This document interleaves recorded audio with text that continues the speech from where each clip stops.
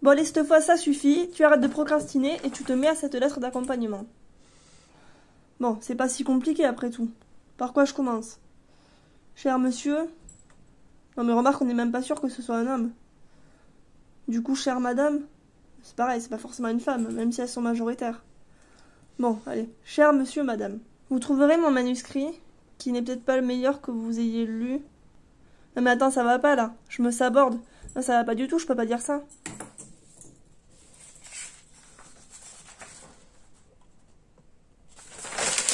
Bon allez, cette fois on recommence et on fait pas de bêtises. Il faut écrire une bonne vraie lettre d'accompagnement. Et du coup, comment on fait?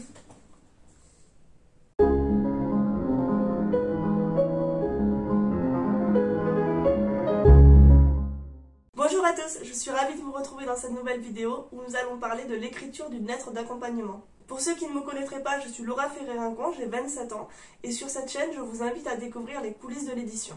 Donc si le contenu vous plaît, n'hésitez pas à vous abonner et en attendant, nous on passe au vif du sujet. Ça y est, vous avez réécrit, corrigé et mis en page votre roman. Vous êtes prêt à l'envoyer aux maisons d'édition. Mais avant ça, il reste une petite étape et non des moindres, l'écriture de la lettre d'accompagnement. La lettre d'accompagnement, finalement, c'est un peu comme la lettre de motivation dans le travail. On a la flemme de l'écrire, on ne sait pas trop par quel bout la prendre et on finit par recopier un truc un peu bateau en se disant que sur un malentendu, ça passe. Rassurez-vous, je ne connais aucun auteur qui prenne vraiment plaisir à écrire la lettre d'accompagnement. C'est un exercice qui est long, compliqué, c'est pas pour rien si j'accorde tout un module dans ma prestation d'accompagnement à l'édition. Donc rassurez-vous, on va essayer de démêler ensemble ce qu'est une lettre d'accompagnement et surtout comment bien l'écrire. Pour bien écrire une lettre d'accompagnement, il faut d'abord comprendre quel est son rôle.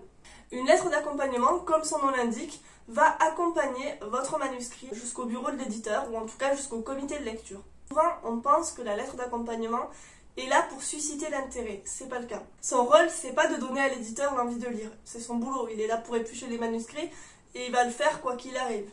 La lettre d'accompagnement a un rôle informatif. Elle doit permettre à l'éditeur de se faire très vite une idée de ce qu'est votre roman. Et par ce qu'est votre roman, j'entends son titre, son genre, les thématiques qu'il aborde, le public auquel il peut s'adresser et sa correspondance ou non à la ligne éditoriale de la maison.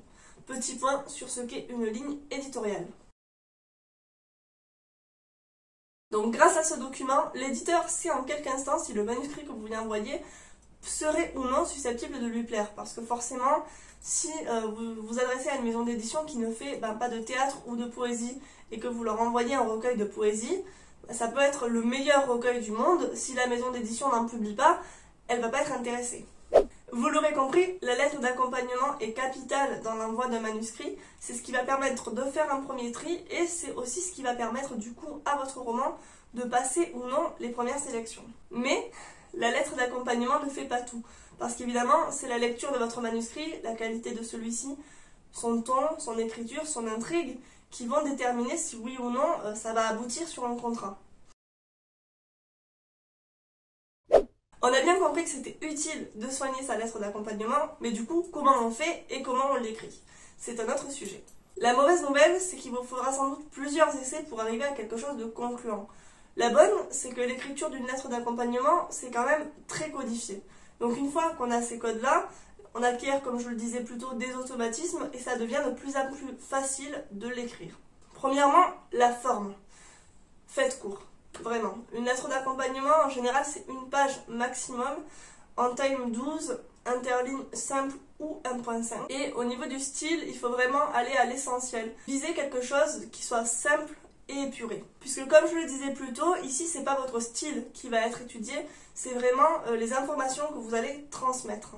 Au niveau du fond, on retrouve plusieurs éléments dans une lettre d'accompagnement qui sont vos informations personnelles pour que l'éditeur puisse vous contacter si jamais le manuscrit est publié.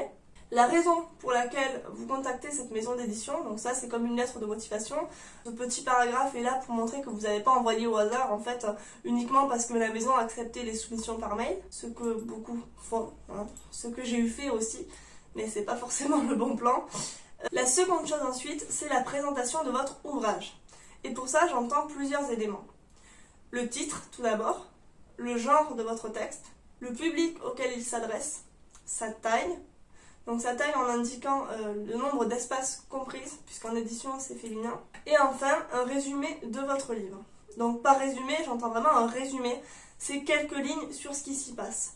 Je sais qu'on a très envie d'expliquer en détail ses intentions d'écriture ou la raison pour laquelle on a commencé à écrire ce texte ou comment on a travaillé sur ce projet, mais il faut vraiment s'en tenir au résumé succinct de l'histoire, donc quelques lignes sur ce qui s'y passe pour que l'éditeur ait une idée du sujet et ne soit pas noyé sous les infos.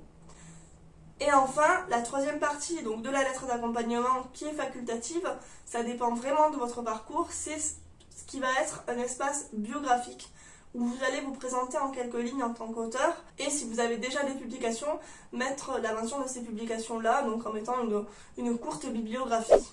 Donc vraiment, n'hésitez pas à faire plusieurs tentatives, vous verrez qu'au début ça sera pas facile et après ça va s'améliorer avec le temps et surtout, n'hésitez pas à faire lire éventuellement votre lettre d'accompagnement pour avoir des retours. Donc un petit conseil de fin, vraiment essayez de rester sobre, concis et professionnel dans votre lettre. Évitez les formules originales qui finalement ne le sont pas tant que ça et surtout évitez d'aller vers le pathos parce que souvent il y a des auteurs qui se montrent extrêmement suppliants dans leurs lettres ou qui à l'inverse paraissent beaucoup trop assurés et du coup ça laisse une impression négative à l'éditeur. Si vous voulez aller plus loin, je vous renvoie à ma prestation d'accompagnement à l'édition puisque je consacre tout un module à la lettre d'accompagnement et il est possible de le suivre de façon indépendante. Donc dans ce module, on travaille ensemble sur la lettre d'accompagnement, je vous aide à la mettre en forme, à la rédiger, je la corrige, je la note jusqu'à ce qu'elle soit la plus aboutie possible et je vous donne des exemples concrets de lettres qui ont fonctionné ou qui, à l'inverse, sont l'illustration de ce qu'il ne faut pas faire. J'espère que cette vidéo vous aura été utile. Si c'est le cas, n'hésitez pas à la liker et à vous abonner à la chaîne puisque je compte publier du contenu régulièrement sur l'édition mais également quelques vlogs d'écriture et de vie d'auteur puisque c'est quelque chose qui vous a beaucoup plu. En attendant, écrivez bien et à bientôt.